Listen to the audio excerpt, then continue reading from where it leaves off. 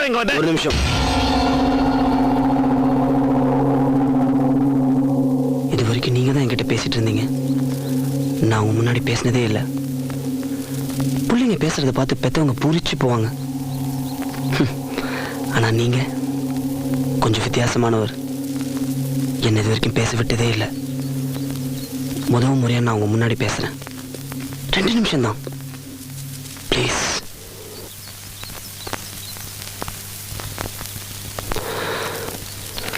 இது ஒரு மாப்பிள்ளையோட ஜாதகம்.